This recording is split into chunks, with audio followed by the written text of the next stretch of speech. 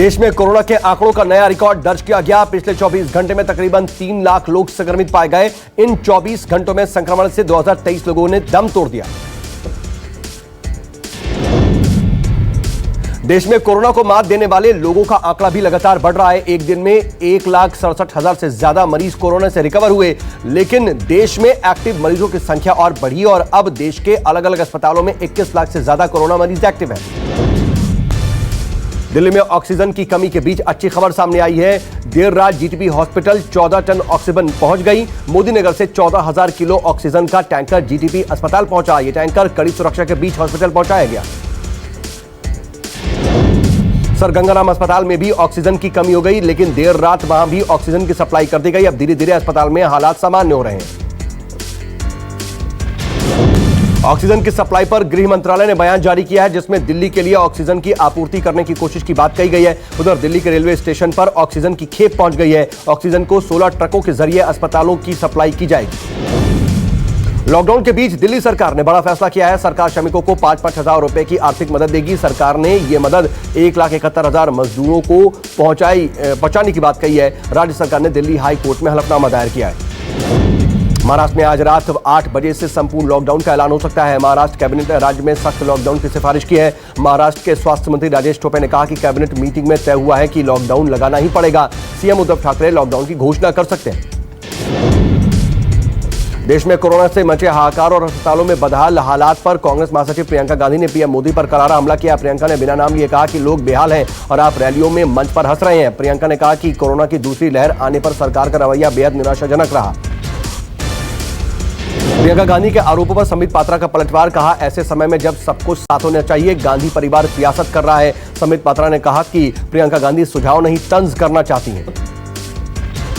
उत्तर प्रदेश में कोरोना के लगातार बढ़ते संक्रमण के बीच योगी सरकार ने कैबिनेट बैठक में बड़ा फैसला लिया। 1 मई से शुरू होने वाले वैक्सीनेशन के अगले चरण में 18 साल से ऊपर के सभी लोगों को मुफ्त वैक्सीन लगाई जाएगी। लॉकडाउन की खबरों के बीच महाराष्ट्र से मजदूरों का पलायन जारी है। मुंबई के लोकमान्य तिलक स्टेशन पर प्रवासी मजदूरों की भारी भीड़ दिखाई दे रही है। लोगों को डर है कि अगर सब बंद हो जाएगा तो वो कैसे रहेंगे। दिल्ली में लॉकडाउन के ऐलान के बाद प्रवासी मजदूरों का राजधानी से पलायन जारी है। आनंद विहार कौशाम्बी बस अड्डे पर यूपी और बिहार के दूर दराज शहरों पर प्रवासी मजदूरों का तांता लगा हुआ है। गुजरात में कोरोना संक्रमण के मामलों को देखते हुए राज्य सरकार ने बड़ा फैसला लिया। सीएम विजय रूपाणी ने संक्रमितों के इलाज के लिए सभी प्राइवेट अस्पतालों, क्लिनिक और नर्सिंग होम को 15 जून तक इलाज की अनुमति दे दी। यूपी में कोरोना के मरीज बढ़ रहे हैं। बीते 24 घंटे में कोरोना के 29,754 नए मरीज सामने आए। 163 लोगों की मौत हो गई। लखनऊ जिला प्रशासन ने बड़ा फैसला किया। मेदांता, अपोलो और सहारा हॉस्पिटल को कोविड के इलाज के लिए रिजर्व कर दिया गया। कोरोना के बढ़ते संक्रमण के बीच देश में वैक्सीन के काम में भी तेजी आई है। अब तक 13 करोड़ से ज्यादा लोगों को वैक्सीन लगाई जा चुकी है। देश में कोरोना की मृत्यु दर 1.17% है। Recovery rate 85%।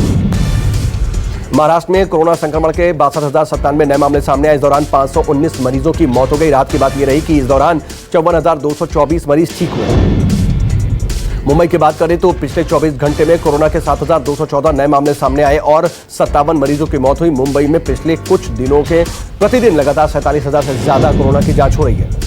राजधानी दिल्ली में पिछले 24 घंटे में 28,395 नए मामले सामने आए हैं।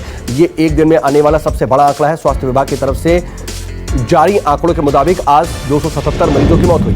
लॉकडाउन के बीच दिल्ली मेट्रो ने अपना शेड्यूल बदल लिया है। डीएमआरसी के मुताबिक अब हर 30 मिनट के बजाय 15 मिनट पर मेट्रो ट्रेनें चलेंगी। सुबह 7 बजे से लेकर के 11 बजे तक और शाम को 4 बजे से लेकर के 8 बजे तक मेट्रो अब जल्दी मिलेगी।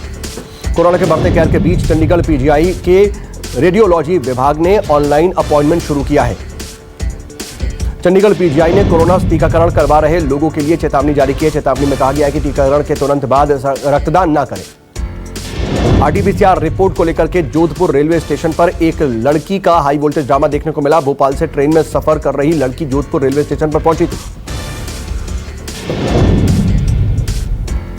मध्य प्रदेश के दमोह में ऑक्सीजन सिलेंडर को लेकर के अफरा तफरी मच गई है। दरअसल कल देर शाम अस्पताल में ऑक्सीजन की कमी की खबर फैल गई। इसके बाद सिलेंडर को लेकर के अफरा तफरी मच गई।